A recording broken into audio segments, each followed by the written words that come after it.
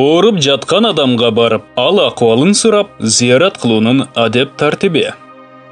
Ооруп жаткан адамдарга барып, ал акыбалын сурап, көңүлүн көтөрүү Азирети пайгамбарыбыздын саллаллаху алейхи вассалам сүннөт иштеринен болуп эсептелет.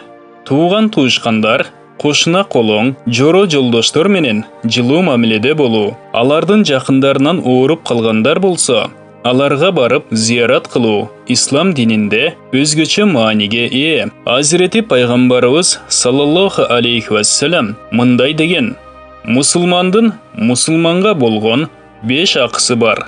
Биринчиси саламына алик алуу, экинчиси ооруп калган кезинде зыярат кылуу, үчүнчүсү көз жумганында акыркы сапарга узатуу, төртүнчү чакырган жеринен калбоо, бешинчи чүчкүрүп Аллахты даңктап шүгүр келтирген кезинде альхамдулиллах дегенде ярхамакуллах, Аллах Таала сени чексиз ырайымына бөлөсүн деп айтуу.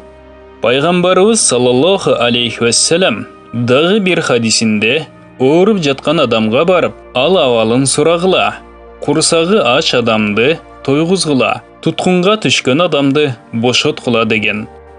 Айтылуу Азирети Али радиаллаху анху мындай дейт: Аллахтын элчисинен саллаллаху алейхи вассалам уктум, ал кайсы бир мусулман ооруп жаткан мусулман боортошуна эрте менен эрте барып, ал абалын сураса, зыярат кылса, 70 000 периште ошол зыярат кылып барган адам үчүн Аллах Тааладан кечирим тилешет. Эгер кечинде зыярат кылса, анда 70 000 периште ал адам үчүн таң атканга чейин кечирим тилешет. Бейиште ал адам үчүн даярдалган мөмөлөр болот деди.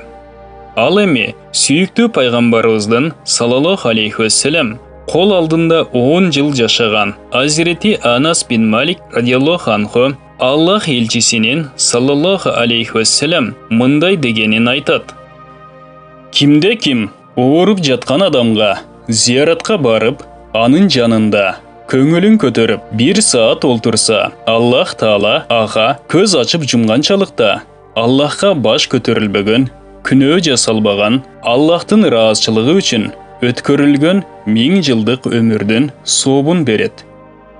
Бул баян эң сүйүктүү пайгамбардан эң пайдалуу дуалар китебинен алынды. Урматтуу мусулман бир туугандар, биздин Иqro Media каналыбызга катталыңыздар.